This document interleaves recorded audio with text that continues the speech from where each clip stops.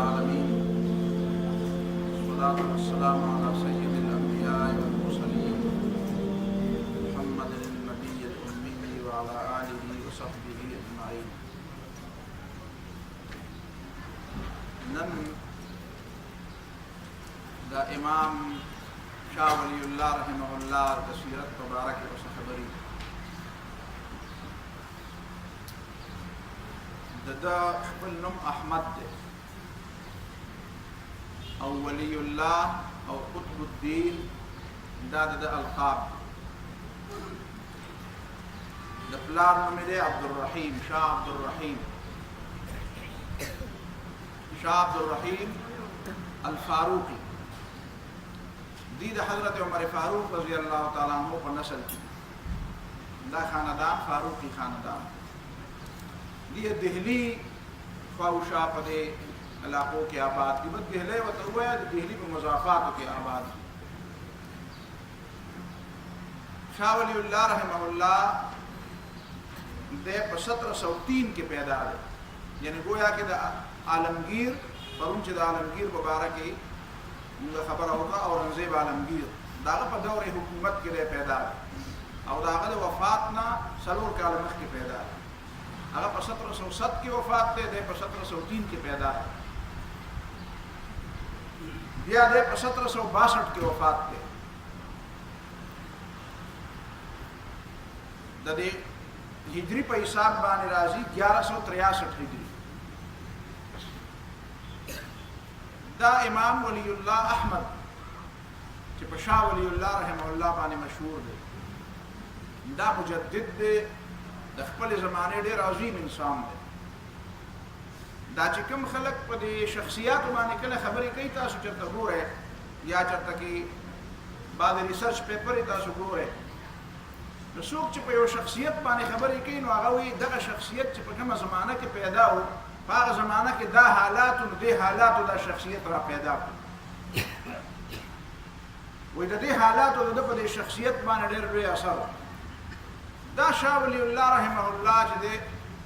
کہ دا دا پا شخصیت کی چاہ دا دا زمانے 1% اثر ثابت کو جسو جرمانہ وہی نظر ہوگا دا سے یو عبقری شخصیت دے جدہ دا زمانے حالات تا گورا او دا پا زمانہ کی دا سے ذہن او دا سے فکر تا گورا دا خالص عطیہ خداوندی دا خالص دا اللہ تعالیٰ یو غیبی مدد دے پا دے امت باندے دا اللہ تعالیٰ دا توحید او دا اللہ تعالیٰ دا قدرت دیر بیشمیر نخی دی سو قرآن دی نوابے نبی جنی دا قرآن مجید آیتونو تا آیت ویل دا یو آیت دا اللہ دا توحید او دا پیغمبر دا صداقت نخل دا رسول اللہ صلی اللہ علیہ وسلم یو حدیث دا نبی علیہ السلام دا نبوت او دا صداقت نخل دا سے اللہ تعالیٰ نورم دیر نخرا پیدا کی دے حرم تا جسوک لار شیل تا کدار سریخ پلا یو زان اللہ تعالیٰ دا زان لسا نخی وخی فيه آيات بينات بدا آيات بينات پاک اللہ تعالیٰ خلق تخکارک دا سے اللہ تعالیٰ پر کائناتو کی پر مکرہ پر فاوشا کی وفی انفسکم اللہ تعالیٰ نوی نخرہ پیدا کی شاہ ولی اللہ رحمہ اللہ زمانہ چکم ہوا کہ حکمرانان گوری نو اگر رنگیلا و اگر شاہ عالم دا افراد افریج کل بدو میاشتے یو سڑے باچاو بے بیرا واچاو او پانسی بیکنو یا بے جو توقع او یا بے سرد بچون زمحر دا اورنگزیب عالمگیر نا بعد تر داخل پورے بیا چرتا دا مغل حکمرانانو تا تخپیٹنگ یدو مقرد ملاو شو عیاشے او افتراق او انتشار او جبرلی او بغاوتونا او التا یو بغاوت کی التا بل بغاوت کی دی بیا پخپلو زان لا پخپلو خاص دائروں کی محدود دی دین سرسکار نلری اسلام سرکار نلری وطن سرکار نلری عوام سرسکار نلری قوم سرس ہمدردی نلری عجیبہ ون دور کدا آغا زمانے دا اہل علم حالات گورین آغا زان لا پدا سے مناظروں پدا سے باسنوں پدا سے قصوں کی اختری یا دین خبر نمی دنیا سو ڈانگا اور دا دین پہ حوالہ بانے پہ ممکن میں کمی ذمہ دار ہے راجی پدی حالاتو کی شاہ ولی اللہ رحمہ اللہ اللہ تعالیٰ بیا دا عجیب تربیت کی وہ کالا ہوئی چھ زمان عمرون و پلارنا میں قرآن مکمل ختم کرے تو وہ کالا معشون زمان دمون پر وطن تو وہ کالا معشون دا علی بینا نہیں خبر او دنه زمون په زمانه کې داسې خلک را پیدا شوي دي او یره د ماشومانو د لسمه پورې چې دا میټرک ته نه رسېدي نو دي ته د دین او د اسلام او دا دی په دماغ بوج را پرې باسي مطلب دا دی چې کوپر وته خایا په اسلام ته مخ خایا کوپر به بوج نه را پرې باسي په اسلام به بوج را پرې باسي وای دا هغه زمانه پورې دی آزاد چې د میټرک پورې وسړی ماشوم ته آزاد پرې دی نو یې معنا دا چې خانه خالی را دیو میږي رد فارسی کې متل له وي په خالی ځای کې خو شیطانانو شيږي بیا نو مطلب دا دی دا د دماغ او دا د زړه د شیطانانو جال جوړ کړي نو شیطانانو جال جوړ کړي بیا چې هغه یو ځل شیطان جال شي نو دا کار وشو تاسو ته په دا خبره چا کړې ده دا جاوید غامدي کړې ده دا نظام د ډېر میس کې حاله وي چې په دین ډېر ښه پوهېږم بیا په داسې دین پوهېږي چې کوم دین امریکایان او برتانیې والا د ډېر زیات قابل قبول دی هغې دپاره دا دین قابل قبول هغې ته وایي چې ګوره د دین مې داسې مطلب بیان کړو چې تاسو ته هم پکې څه تکلیف نشته نو دا عجیبه دا شاه ولی الله رحمه الله وایي د 7 کالو نو ما قرآن زده کړی قرآن نو زه خبر وم چې قرآن څه ته وایي بیا امام ولی الله رحمه الله د 20 کالو په عمر کې او بعضې روایاتو کې د 19 کالو په عمر کې باقاعده درس ته ناست دی د 19 کالو په عمر کې دی درس ته ناست دی د خپلې زمانې تمام علوم د خپل پلار نه زده کړو پلار ډېر لوی عالم و شاه عبدالرحیم دی ډېر لوی عالم و دا فتاوا هندیه او فتاوا عالمگیریه چې کوم علماو جوړه کړې ده په علماو کې یو عالم دی دا فتاوا هندیه چې مرتب کړې ده اورنګزیب عالمگیر په زمانه کې نو هغه د علماو کومه کمیټي جوړه کړې وه په هغه کمیټې کې یو عالم د دې شاه ولی الله رحمه الله پلار شاه عبدالرحیم رحمه الله مطلب دا دی داسې د ګوټ عالم نه و راسه جدید عالم دا بله خبره ده چې بعضې دا تصوف بعضې آرا د دې چې کوم دي بعضې رایې بعضې خیالات هغې سره شاه ولی الله رحمه الله اتفاق نه لرو نو په خپله یې بیا ردم کړی نوم د اخیستو نه بغیر تا ته ما هغه بله ورځ دا خبره کړې وه چې علي ابن المدیني د خپل پلار مبارک یې وایي چې دا پلار مې لوی عالم دی خو د حدیثو اخذ به د ده نه مه کوه د نه حدیث مه زده کوه نو شاه ولی الله رحمه الله د خپل پلار د بعضې صوفي عقیدې د بعضې خبرو سره اتفاق نه و د هغې تذکره دې وخت زه نه کوم خو به هر حال هغې نه به شد و مد سره رد کړی دی خو د پلار نوم یې نه دی اخیستی چې چا د پلار نظریات او د ده نظریات دواړه کتلي او مطالعه کړي او نو پوهېږي چې شاه ولی الله صاحب څه ویل غواړي دا شاه ولی الله رحمه الله چې دی د ده خو ډېر زیات کمالات دي خو یو کمال د ده دا دی چې دی کله حرم ته لاړ او مدینې منورې ته لاړ ده 2 کاله هلته تېر کړي او هلته بیا د ابو طاهر مدني شیخ ابو طاهر محمد بن ابراهیم مدني د هغه زمانې ډېر لوی عالم د حدیثو ډېر لوی عالم دلته بر صغیر پاک هند کې چې د چا څومره سندونه دي د هر چا سند چې کوم دی شاه ولی الله رحمه الله ته رسېدلی او د شاه ولی الله رحمه الله سند د حدیثو چې دی دا بیا شاه دا د ابو طاهر محمد بن ابراهیم مدني ته رسېدلی دا سند مطلب دا دی دا تاسو ته به پته وي دلته د یونیورسټۍ د یو ښه طالب علم نه یا د یو ښه پروفیسر نه د یو قابل پروفیسر نه تپوس وکړه ورته وایي ته ماته د خپلو استادانو چین وښایه ستا استاد څوک و ستا د استاد استاد څوک و ستا د استاد د استاد استاد څوک بس هغه نه بیا خوا بیا تیاری بیا به دا خوا به انکو ختمه بیا دا ټولو دا صورتحال دی دلته دا سلسله شته نه دا سلسله کټ ده پته چې کوم استاد مخامخ پېژنې او هغه استاد ته نن سبا ټیچر وایم نه ورته وایي دا فیسیلیټیټر دی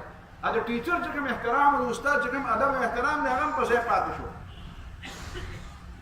ما نه چا تپوس وکړو وایي تا مدرسه او کالج یونیورسټو دواړو کې سبق ویلی دی نو دواړو کې څه فرق دی نو ما فرق پکې نور څه فرقونه خو ډېر دي خو یو فرق پکې دا دی چې په مدرسه کې سړی سبق ووایي نو هغه وایي دا مې استاذ دی دا مې استاذ دی 20 کاله مخکې وایي استاد مې دی په سکول او کالج یونیورسټۍ کې وایي دا مې استاد پاتې شوی دی بس استادي او شاګردي پاتې شوې ده بس زه ترې راغلم بس هغه په خپله لار لاړم زه په خپله لار راغلم بس پاتې شوې ده بس دا استادي او شاګردي د هغه وخت یو موقع نو دا خبره مې د یو ملګري په مخ کې وکړه هغه ماته یو لطیفه وویله هغه وایي زمونږ یو ملګری وی د کالج کې یونیورسټۍ کې سبق هم وی د پلار سره یې ورانه وه وی موږ ورته ډېر مینت وکړو د آخر ګوره د پلار سره خلک نورانه یې او دا پلار زیاتې هم وکړي نو داسې وی دا ونه منله وی آخر یو ملګری ورته غوسه شو وی چې ظالمه خبره خو من آخر پلار دې پاتې شوی دی پلار دې پاتې شوی دی تاسو په خبره پوه شئ وی دلته پلار هم بیا پاتې کېږي نو دا تعلق داسې نه دی دلته چې دا پاتې شي نو استاد د مدرسې نه یو عالم نه تاسو کې ورته یې ته حدیث ته چا نه ویلي نه مرتبه ما د فلان کې استاد نه ویلي استاد ته چا نه ویلي وي ما د فلان کې نه ویلي استاد فلان استاد ته کوم استاد نه ویلي ما د فلان کې نو په خپل بخاری دی ولا الحمدلله دا مقال الله تعالی را کړل چې بخاری می طالب علمان او علماء او ولول نو باقاعده خپل سند او د دې سند د علو د لپاره ما باقاعده ګجراوال ته یو سفر کړل زمال استاد مولانا ظهور الرحمن او مولانا عبدالرحمن دا غي استادان چې کوم دي مفتی سیاح الدین کاکا خیل د مفتی سیاح الدین کاکا خیل استاد شاه انور شاه کشمیری رحمه الله نو دې معنا دا چې زما او د شاه انور شاه کشمیری رحمت الله علیه په منځ کې واسطه وي بیا ما ته پته ولګیدا چې کله ما دا حدیث وکړه چې په ګجراواله کې د شاه انور شاه کشمیری رحمه الله شاګرد مولانا محمد چراغ دی مولانا محمد چراغ هغه کس دی چې هغه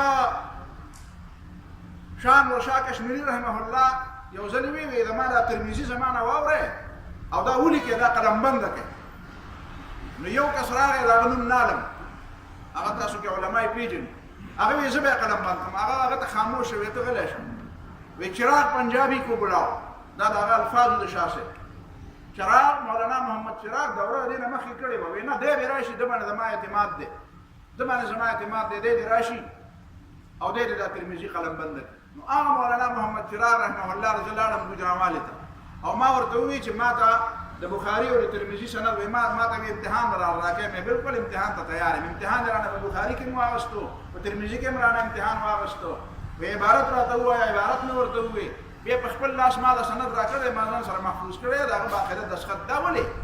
ما په حدیث ویل د خپل استادانو دې ته وی سند چې سند زما عالی شي زما واسطه د پیغمبر علیه السلام سره واسطه کمی شي چې په ډیرو واسطو باندې په لږو واسطو باندې پیغمبر ته ورنږدې شي دا د مدرسې طریقه ده دا سلسله الذهب دا چین کټ شوی نه دی په عمر کې هغه رسول الله صلی الله علیه وسلم چې صحابه ته ویل دي دا زموږ ته استادانو ویل او موږ خپل شاګردانو ته وایو د منځ کې دا چین کټ شوی نه دی دا سلسله بل ځای دا طریقه بل ځای نشته نو د دې استاد چې کوم دی دا ابو طاهر محمد بن ابراهیم مدني دنه د حدیث وي نو دا استاد د مبارک وي وی ولی الله ما ته زمانه د الفاظ سند اخلي حدیث ورته زویم او زه د ولی الله نه د حدیث د مفهوم او د معنا سند علم یعنی مطلب دا دی چې په الفاظ د حدیث زه پوهیږم او زمانه دې زده کوي او دا حدیث په معنا باندې شاه ولی الله رحمه الله ما پوهیږي یو شاګرد او استاد د خپل شاګرد او استاد په دوران کې د خپل شاګرد په باره کې داری مارشتي دا اصل کې نمبر دي دا نمبر نه دي ته نمبر والے په کومه طریقه باندې سبا خلک نمبر یې لیدا ته پته ما ته پته ډېر خلک څنګه لري او نور خلک څنګه لري دې ته نمبر وي د استاد طرف نه چې استاد وایي چې حدیث ورته زوی ما او په معنا دې زمانه خپوي دا امام ولی الله دهلوی د علم ډیر پهلوګان دي د ډیرو خلکو اصلاحات کړي هم جهتي اصلاح دا مجدد دی دا چې هم جهتي مجدد دی د عوام اسلام شروع د عوام اسلام وکړه وې د عوام ولې خراب دي وې د عوام ځکه خراب دي چې دی قران نه دي خبر نموذج القران د قران مجید فتح الرحمن موزه القرآن ورته زوی کړی فتح الرحمن په نوم باندې د فارسی کې د قران مجید ترجمه یې ذکر په هغه زمانه کې به علماو کې داسې علما مو چې هغه به وی چې قران مجید صرف د علماو د لپاره یا عوام د لپاره نه دی نن سبا هم داسې خبر شته دی په ځای داسې کوي یره دې ترجمه مکوي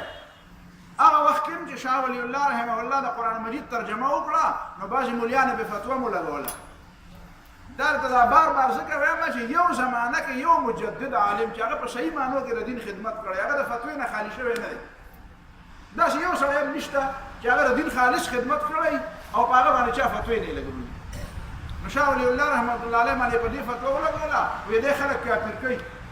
وی ګوره وته د قران ترجمه وته په فارسی کې دا وکړه او اوس به هر سړی به راځي په فارسی خو زمانہ کې هر څوک کوي نه فارسی خدا شي هغه زمانہ کې څه کوله کدي زمانہ کې اردو یا انګریزي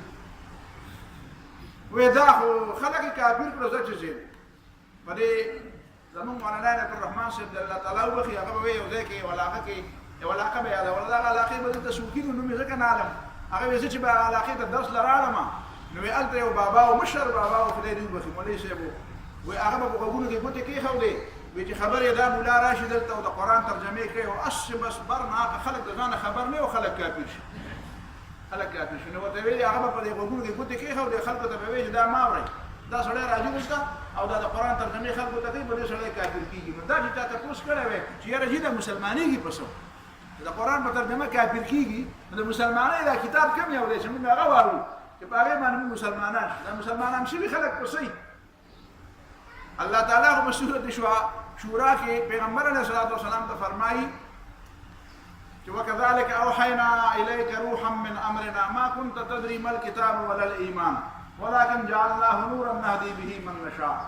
د دې کتاب د نازلېدون مخکې خو پیغمبر ته تم د ایمان او د اسلام او د حرام او حلال او هغه تفصیلی خبرې نه معلومه چې کومه د قران د نازلېدون پس ته معلومه شي دا خبره ده چې قران نو راغلی پیغمبر صلی الله علیه الغیب خو نو شي چې قران راغلی نبی صلی الله علیه وسلم ته پته ولګیدا صحابه کرام ته پته ولګیدا نو پیغمبر او صحابه کرام خو ایمان د قران نزدک او تفصیلات د قران او دی وایي په قران ځان پوهیږي کافر کیږي اولنه خبره شاه ولی الله رحمه الله دای خلق ته وکړه چې دا قران ترجمه وایي د قران په ترجمه باندې ځان پوهیږي په الفاظ ډېر خبرې داسې دي چې په ډېر ویل علماء نه پوهیږي په علماء کې قران کې ځینې خبرې داسې چې په عوام پوهیږي ځینې داسې چې په باندې عام علماء پوهیږي ځینې داسې چې په کې عام علماء هم نه پوهیږي هغه ډېر زیاتې جوړې خبرې دي قران د الله تعالی کتاب ته خو د هدایت خبرې خو کې د نصیحت خبرې د حرام او حلال خبرې نه واضح خبرې نو دې باندې ته پوهیږي نو دې را شاه ولی الله رحمه الله شروع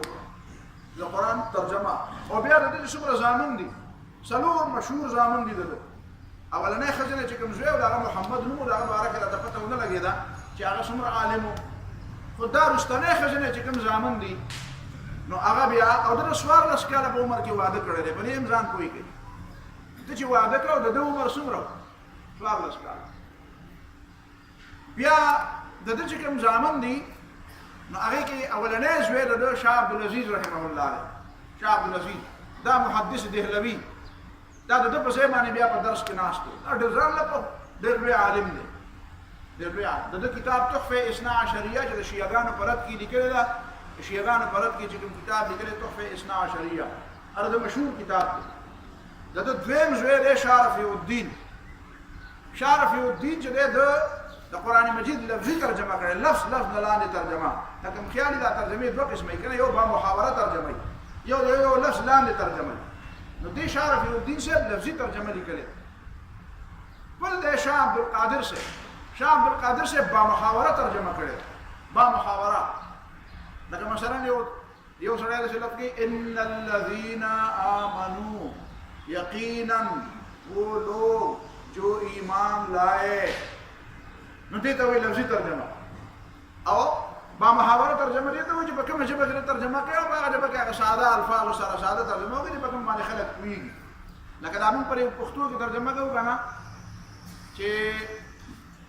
وما هو الا ذکر للعالمین او نه دی دا مگر نصیحت دی د مخلوقاتو لپاره دا لفظي ترجمه ده نو دا ځینې خلک بیا زموږ نه تاسو کوي یو طرف ته وی چې نه دی او بل طرف ته وی چې دی نه دی دا او دی نو دا په پښتو کې نشته کنه نو دا هغه لفظي ترجمه ده او چې با محاوره ترجمه کې نو یقینا دا نصیحت دی د ټول مخلوقاتو لپاره به خلک چې ولکه اوس په دې اوس پوه شو نو دا با محاوره ترجمه ټیک ده او لفظي ترجمه ټیک ده دا دواړه زمونږ ځان لګاله ته شو کومه لفظي ترجمه واړي او کومه با محاوره ترجمه واړي د څلورم ځای چې دی شاه عبد الغنی صاحب دی شاه عبد الغنی صاحب علمي کارونه په یو طرف ته خو د لوی کاردار چې د الله تعالی چې کوم سړی پیدا کړی دی شاه اسماعیل شهید رحمه الله شاه اسماعیل شهید بالاکوټ چې بالاکوټ کې بیا د سیکانو خلاف چې کوم د بیا شهید شو د سید احمد شهید رحمت الله علیه سره یو نو دا شاه اسماعیل شهید رحمه الله چې دا مشهور کتاب دی ورکوټه کتاب دی هغه لیکل دی تقویۃ الایمان هغه په خپل ډېر لوی عالم دی او د سید احمد شهید رحمت الله علیه مرید هم دی او هغه سره مجاهد هم دی نو دا بیا د شاه عبد الغنی صاحب دا د زوی شاه ولی الله رحمه الله چې دی د علمي کارونو د ترجمه قران مجید نه علاوه بیا د اصول تفسیر باندې کتاب لیکلی دی الفوز الكبير في اصول التفسير تفسیر څنګه بکې تفسیر د کول اصول سدي طریقې سدا قران مجید مضامین سدي دا اصول تفسیر باندې د ورکوټه د رساله دا ډېره اهمه رساله دې نه علاوه بیا د حدیث باندې ډېر زیات کار کړي احادیث باندې ډېر زیات کار کړي لکه مثلا د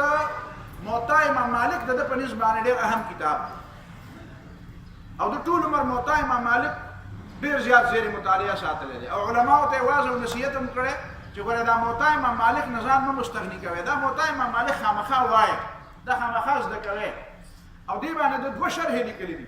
یو المسوى او بل المصفى المسوى او المصفى دواړه د حدیثو کتابونه دي او دا دواړه د موطا امام مالک شروح لیکلي دي نو حدیثو کې ډېر لوی کار کړی بیا په دې فقهي مسایلو کې او په سیاسي مسایلو کې ډېر لوی کار کړی په فقهي مسایلو کې په هغه زمانه کې ټول لویه مسله دا وه چې آیا تقلید شته که نشته او چې شته نو بیا تقلید شخصي شته که نشته د تقلید او د عدم تقلید دا مسله څنګه دې باندې باقاعده دی یو کتاب لیکو عقد الجید في مسألة الاجتهاد والتقليد عقد الجید في مسألة الاجتهاد والتقليد بیا د علماء په منځ کې چې کوم اختلافات دي حنفي مسلک دا دی او شافعي مسلک دا دی او مالکی مسلک دا دی او ظاهري دا دی دا اختلافات ولې را پیدا شو د دې مسالې په څه حیثیت دی دې باندې یو کتاب لیکو الانصاف في مسائل الخلاف الانصاف في مسائل الخلاف دا د ډېر زیات اهم کتاب دی بل یو غټه مسله وه په هغه زمانه کې چې یاره خلکو دا خیال کوو چې دا حکومت او دا سیاست او دا بادشاهي او دا مشري او کشري او دا د اسلام نه بار یو شی دی د دې ته ډېر زیات اهمیت نشته بله مسله دا را پیدا شوه چې د شیعهګانو او د اهل سنت والجماعت په منځ کې دا دومره غټ اختلافات دي نو دې اختلافاتو سره به څه کوو نو ده بیا په دې باندې یو بل کتاب ولیکو هغه دی ازالة الخفاء عن خلافة الخلفاء ازالة الخفاء عن خلافة الخلفاء خلافت څه ته وایي د خلافت څه اهمیت دی درې واړه صحابه کرام بیا د هغې نه وروسته څلورم صحابي حضرت علي رضی الله تعالی عنه دا خلافت راشده څنګه قایم شو او دا د امت لپاره کومه رهنمایي ده بیا د هغې نه بعد د شیعهګانو او د اهل سنت الجماعت چې کوم اختلافات دي په هغې باندې ډېر لوی سیر حاصل بحث کړی دی او بیا وایي زما د دې زمانې خلک به رانه خفه کېږي خو د دې خفګان باوجود زه شیعهګانو ته مطلقاً کافر نشم ویلی شیعهګان کافر نه دي مسلمانان دي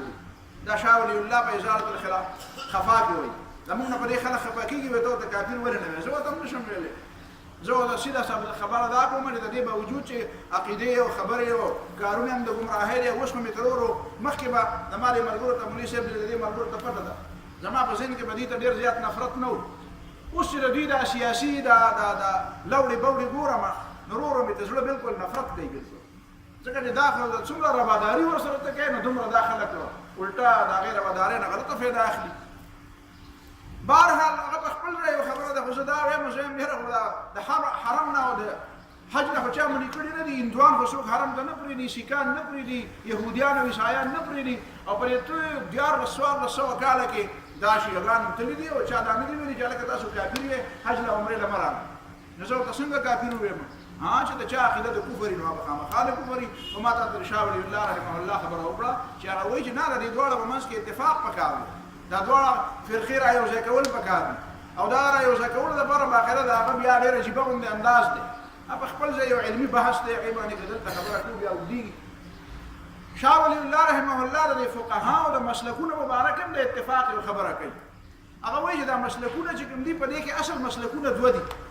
وایي اصل مسلکونه پکې دوه دي وایي یو د ابو حنیفه مسلک دی یو د شافعي مسلک دی وایي دا دواړه را یو ځای کول غواړي او هغه د را یو ځای کولو مبارکه د هغه یو عجیبه نظریه ده هغه وایي چې دا دواړه را یو ځای کوي او احادیثو ته وګورئ چې کوم احادیث د کومې خبرې تایید کوي نو دا اتفاقي مسلک شو د دې نه علاوه چې د دې دواړو کوم مذهبونو داسې مسلې چې په هغې دواړه یو ځای کېږي نه نو هغې ته وایي هلکه دې کې دام جایز دی او دام جایز دی او فهم خپله ده چې څنګه چل کوئ هغسې کوئ نو هغه په دې کې ډېر لوی کار کړی خو دا مصیبت دی چې زموږ دا دومره لوی خلک دومره غټ غټ کارونه وکړي لکه دا ابتدا نه موږ را روان یو دا حضرت امام حسین رضی الله تعالی عنه را روان د دې هر یو سړي ځان له ډېر لوی او پوره کار خو د هغې نه بعد د هغه شاګردانو یا قوم یا امت بس هغه خبره کړې ده او خبره په کتابونو کې پرته ده خبره په کتابونو کې پرته. نن خو زما په ذهن کې یو تجویز راغی چې یاره چېرته خالصه علمي مجلس د پروفیسرانو د علماو د ډاکټرانو د ماهرینو خلکو چې کوم علمي خلک دي علمي خلک په دې نورو عامو خلکو کې علمي خلک په انجینرانو کې په ډاکټرانو کې ملاوي علمي خلک چې داسې د علمي خلکو یو مضموني یو اجتماعي او هغه په میاشت کې په دې دا واخو تاسو سرسري غونډې خبرې د دې شخصیات مبارکې وکړو چې دا د دې په شان نور عظیم شخصیات چې دي د هغې په دې ژوند باندې او د هغې په علمي کار باندې او په هغې باندې باقاعده څه خلک باقاعده فیلډ کړی شي چې خلکو ته دا خوراک ورکړی شي او بیا د هغې نه بعد دا خلک کیني چې راځي یو عظیمه اداره جوړو او په هغه اداره کې د دې ټولې دنیا د مسلمانانو د دې غم علاج کړو. داسې کار څوک نه کوي داسې ادارې داسې دا موږ ډېر خلکو ته ووایو بس په یو غوږ واوري یا په دې خبره څوک پوهېږي نه یا که څوک پوهېږي نه والله تعالی اعلم. نو به هر حال مطلب مې دا دی چې شاه ولی الله رحمه الله د دې مذاهبو د اختلاف مبارکې د دې مسالکو د اختلاف مبارکې د دې تاسو به حیران شئ داسې عجیبه خبرې کړې دي چې د دې زمانې زما یو ذهن کې یو رایه راغله او ما زه به دا د عوامو په مخ کې وایم دې کې ډېر پوه خلک به ناشي کېدی شي دا خبره مخکې په نور علمي مجلسونو کې راولي. هغه دا چې په دې زمانه کې دا دوه قسمه اختلافات یو قسمه مسلکي اختلافات دي د حنفیت او د شافعیت او د مالکیت او د حنبلیت او د ظاهر او د غیر ظاهر د اهل حدیث او د غیر اهل حدیث د تقلید او د غیر تقلید یو دا مسله یو مسله دا د دیوبندیت دی او بریلیت دی او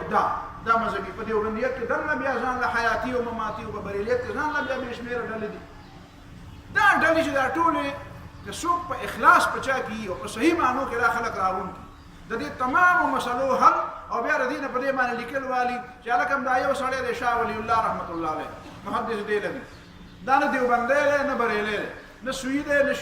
نه شیعه دی او نه اهل حدیث دی او نه حنفي دی او نه شافعي دی دا د ټولو نه بالاتر دی دله الله تعالی دا کمال ورکړی او دا ټول خلک یې مني دا ټول خلک ورته وایي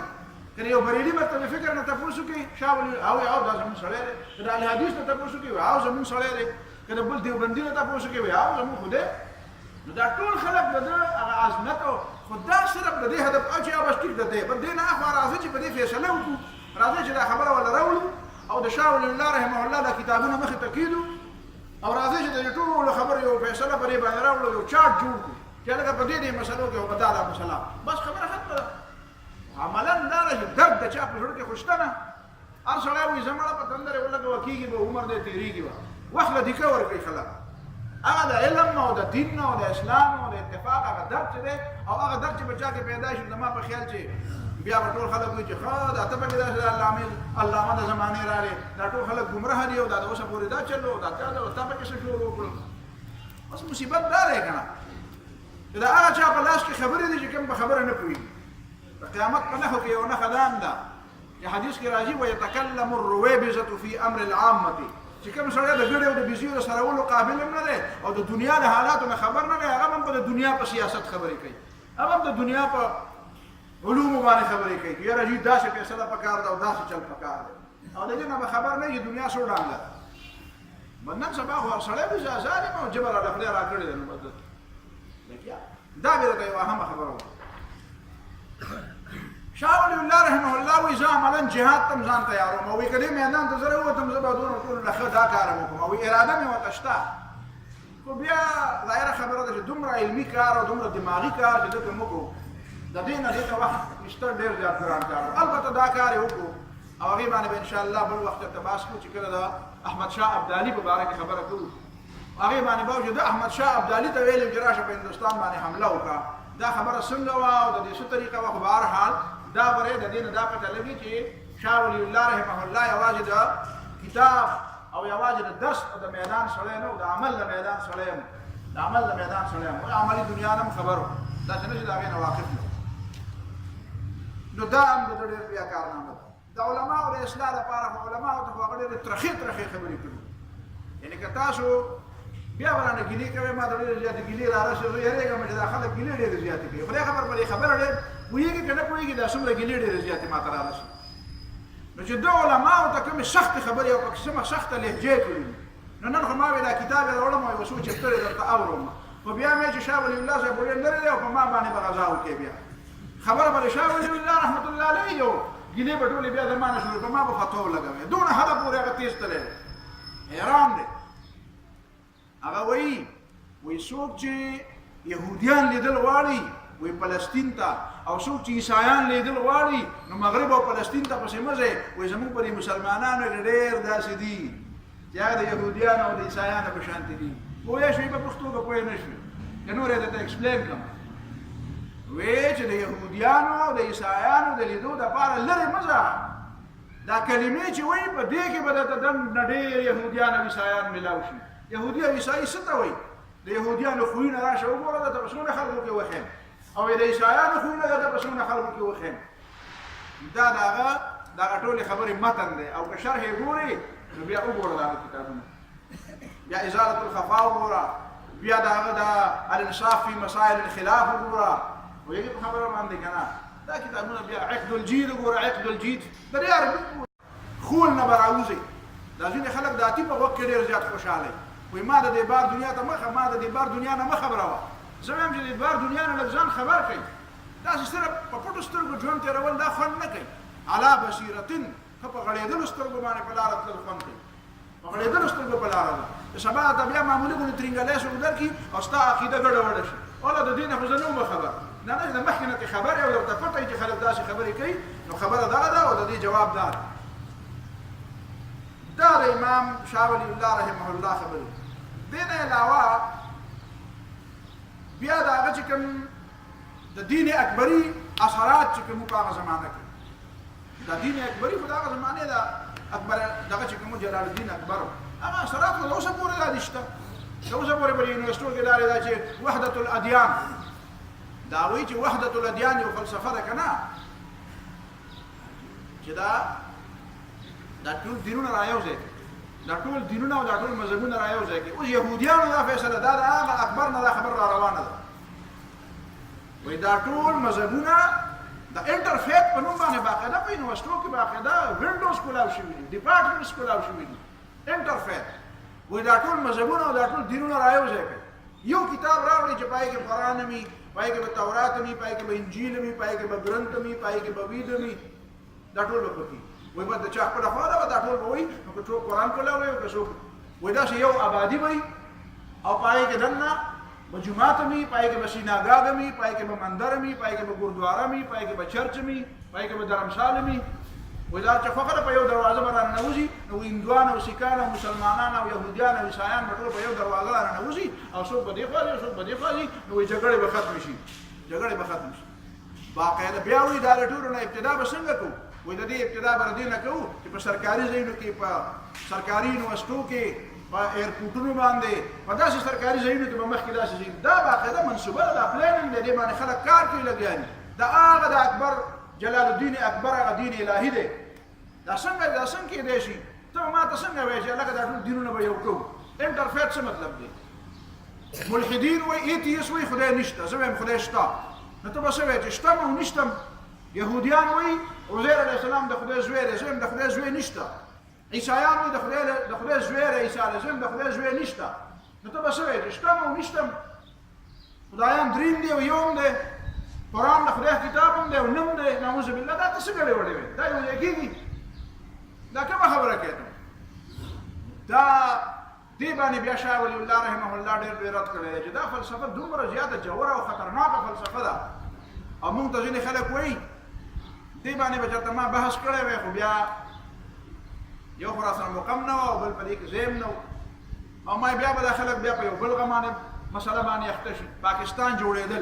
پاکستان جوړېدل اوس هم نن سبا خلک وایي پاکستان جوړېدل پکار و که نه و پکار نو خفه کېږئ مه زما خبره ډېره سخت دي په دې پېښور یونیورسټۍ کې په یو پروګرام کې رانه یو هلک تپوس وکړو ما د پاکستان په حق کې خبره وکړه څه مسله وه څه شی و نو یو هلک پکې تپوس وکړو یاره جي په دې باندې لږ بحث وکړې چې پاکستان جوړول پکار و که نه و پکار نو ما ورته د دې نه مخکې به په دې بحث وکړو چې ستا نیکه ستا د نیا سره واده پکار و که نه و پکار دا د بحث خبره ده چې یو نوسۍ راپاشي او هغه وایي چې هلکه راځئ دا نوسي نه دي نوسي کړوسي دا کینی چې زموږ پلانکي بابا چې زموږ پلانکي بیا سره واده کړی و راځئ چې په دې بحث کوو چې دا کار ټیکو کنه وټیکو دا پلان کې به سره نکاح پکارو کنه او یا به لم د دې بابا سره نکاح پکارو کنه پکار نو دا د شرم خبره ده کنه نو چې دا د شرم خبره نو دا د شرم خبره ده دا ناقابل سماعت خبره ده دا اورېدو نه ده چې او یا کال د پاکستان شو اوس پاکستان جوړول پکارو کنه پکار دا په ما دا شي لګي او سړی جدا شي د خپل نیکه مبارک چې پاکستان جوړول پکارو کنه پکار نو دا شي پکارو لکه د دنیا د نیکه په واده باندې سړی باس خو بهر حال موږ ته خلک وایي چې نه چې دا هندوستان کې به تاسو د هندوانو سره یو ځای پاتې شوي وې او تاسو چې پاکستان جوړ کړو نو هلته هندوانو له غوسه ورله او دا چل شو هغه چل نو هلته دغه هندوانو مسلمانانو باندې راکېښودل او هغې به ظلم ځکه کوي چې تاسو د پاکستان را جدا کړو نو زه ورته وایم دا هندو دا تا نه په څه خبره په دې به تا نه خوشحالي ده چې ته به هلته وې دا راته ووایه چې دا جلال الدین اکبر په نوم باندې هندو که دا مسلمانو په نوم باندې په نوم مسلمان او دې ظالم چې دا د دین الهي دپاره کوم شکل جوړ کړو په هغې کې د اسلام خو اسم نه و خو ټول خو هغه هندو مذهب و چې هندو مذهب و نو د هندوانو هغه نفرت د مسلمانانو خلاف په دې کم شو په دې باندې د مسلمانانو خلاف هغه نفرت کم شو ګورو نانک چې د سیک عقیدې بابا دی هغه بابا ګورو نانک چې کوم کتاب لیکلی دی ګرو ګرنث یو دی ګرنث ګرنثونه دوه دي دا ما پرې باغداران کې یو ځل درس کړو نو په یونیورسټۍ کس ما ته وایي ګرنث خو پخوانی کتاب دی او ته ما ته وایي دا د سیکانو کتاب دی نو زه ستا ته څه ووایم چې ته د دې نه نه خبر چې یو ګرو ګرنث دی یو صرف عادي ګرنث دی عادي ګرنث معنا دا ده الصحف الاولى دا د هندوانو کتاب دی یو ګرو ګرنث دی ګرو ګرنث د سیکانو کتاب دی د سیکانو دا کتاب چې تیارېده په دې کې ورسره لسو مولیانو علماو هم حصه اخیستې وه اوس دا مولیانو که نه دا ته پوهېږه او مولیان دې پوهېږه دا څنګه مولیانو چې د ګرنث په کتاب په جوړولو کې وله حصه اخیستې وه خو زه هر څه چې وو خو په نوم خو مولیانو که نه نو په سیکانو باندې د دې څه اثر دی ستا په سن 47 کې د ټولو نه زیات ظلم د مسلمانانو سره د مهاجرینو سره چا کړی دا مسلمانان چا وژلي دي زیات په مشرقي پنجاب کې قافلې چې به د هغه ځای نه راتلي د مهاجرینو پاکستان ته نو د دې قافلو د ټولو نه زیات ظلم د نارینهو زنانهو ماشومانو سره چا کړی سیکانو نه دی کړی هندوان د اوسه پورې په کشمیر کې او په ټول هندوستان کې ظلم نه کوي دا اوس چې دا موزي بیرته راغی دا شیطان چې بیرته راغی د شیطان نه خبر یې دا د دجال څکه پیروکار نو دا مه وایه چې هندو به ته داسې په څه طریقه باندې ته خوشحاله کړې او تا ته به بیا غږ نه کوي جلال الدین اکبر چې ټول اسلام خلاف یې تا له یو دین جوړ کړو په هغې کې ټولې خبرې د هندوانو نه واغستې د هندوانو نه واغستې د خدای او رسول خو پکې یوه خبره هم نه وه د خدای او رسول خو هغه سلام هم ته لرې کړی هغه السلام علیکم هم ته لرې کړي نو تا نه هندو خوشحاله شو دې فلسفو باندې امام ولی الله رحمه الله چې دا دماغ د صفا کا دا عقیده د صفا کا دا فکر د صفا کا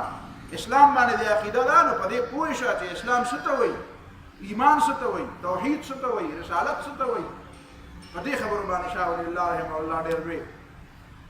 دې باندې ډېر لوی کار آخري خبرې یو دوه ستاسو ذهن کې راوړم هغه د شاه ولی الله رحمه الله د مذهبونو د اختلاف په باره کې ښایسته غوندې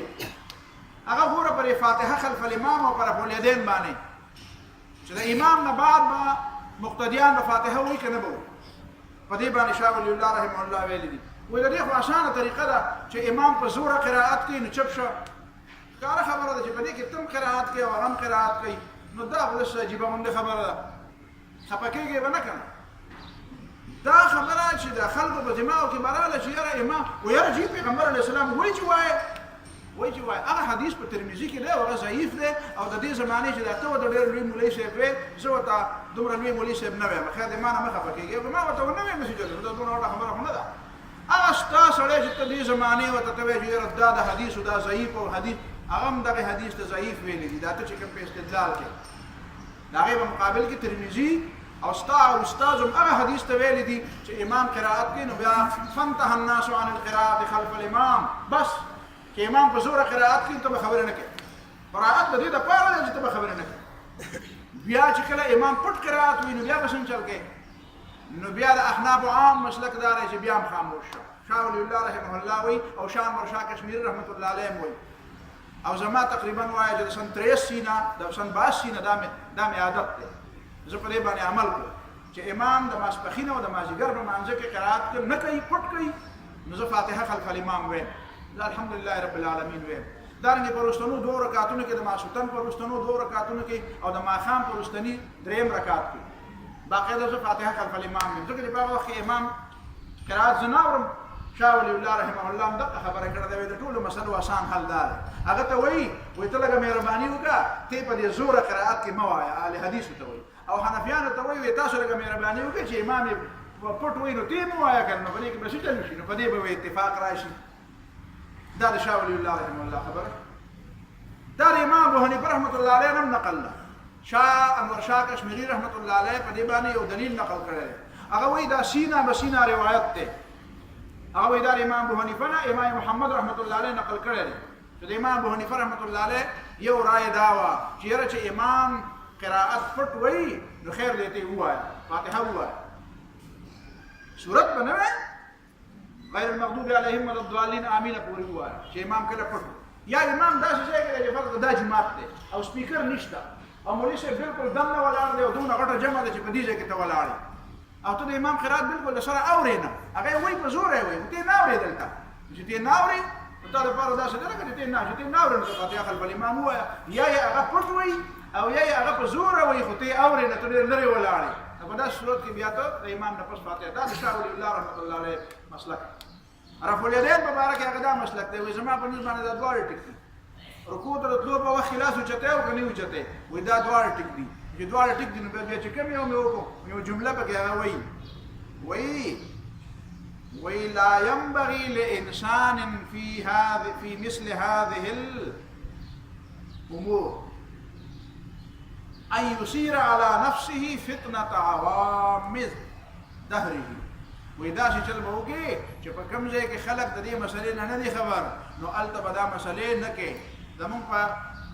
مردان کې زما رشته داران دي د هغې په ځای کې زما رشته دار یو هلک دی نو د هغه میلمه راغلی چې میلمه راغلی دی نو هغه اقامت کړی دی هغه میلمه ته یې ویلي اقامت وکړه او بالکل سیده ساده زمیندار خلک دی کوم کلي کې چې هغې اوسي بالکل سړل زمیندار خلک دی یو کس پکې زما په خیال میټرک پاس پکې هم څوک نشته اوس هغه هلک ولګېد او د چې میلمه دی ده ورته ونه وایي چې هلکه تا ته اوس چا وي ته اقامت کوه خدای به یې وکړي که نه خدای د دې ځای سړی دی خدای به یې وکړي او ته یې پخپله وکتل نو هغه چې اقامت وکړو نو یو ځل یو ځل یې الله اکبر الله اکبر اشهد ان لا اله الا الله اشهد ان محمد رسول الله حي على الصلاه حي على الفلاح چې خلک وکتل په هغې یو کس دی جومات کې چې بهی دا کومه نوی مذهب راغی دلته چې سلام یې وګرځو بیا لکه را تاسو څه وکړو چې هغه ورته یې دام په حدیث کې شته چې خلاص شو او دا شی په هغه دغې ولې ووه میلمه میلمه وله په دې او بیا خلک خبره به هر حال د هغې نه جګړه خو جوړه شوه بیا روم پکې وشوه نو ما ته یې وایي چې دا وګوره ورته وایي دا نو ما ورته یې دا قمقل هغه وکړه قمقل ته وي ولې دا د یو ځل اقامت نه بغیر دا مونځ نه کېږي دا چې مونږ څومره اقامت کوو په دې اقامت مونځ نه کېږي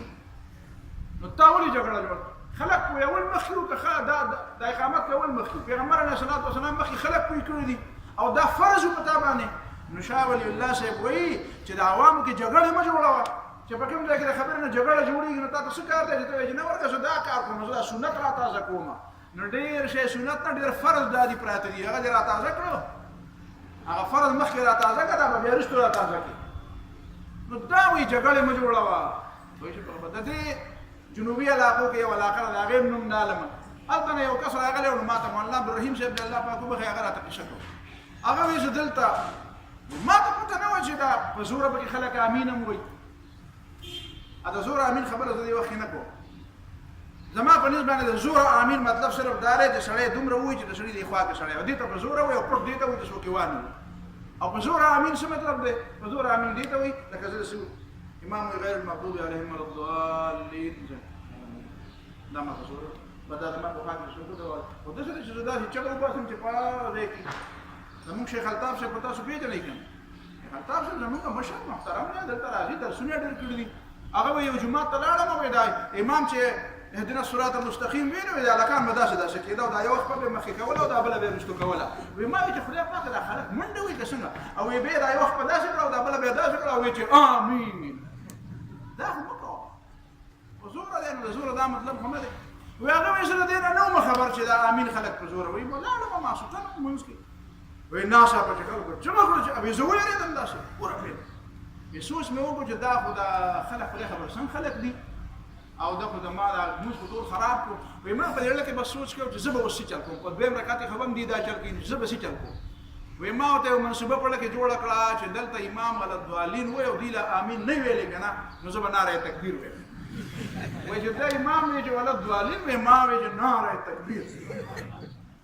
بس وې چې سلام وګورځه ته وې خلک را پوښتنه چې دا لري ما دا څه وکړه وې ما چې خدای مبارک تاسو دا څه وکړه وې چې مونږ وې ما وې چې تاسو زمامون برباد کړو ما تاسو برباد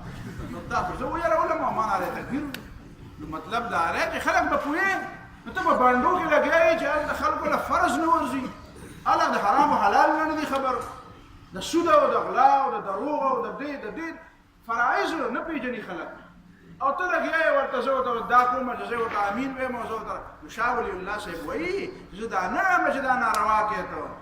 دا ناروا نه کې خو جګړې مه جوړوه چې په کوم ځای کې دي خلک دې پوه دي که ستا ټول ملګري تا سره په دې متفق نو وې کا کړي نو دا بل هم سنت دی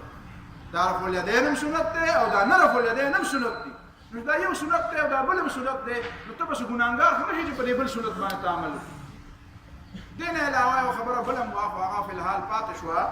د شاه ولی الله رحمت الله علیه معاشي نظریات دې نه هم ډېر نن سبا یو ډېره لویه مسله جوړه شوې ده خو بهرحال دا خبره به چېرته په بله موقع باندې شي و آخر دعوانا الحمد لله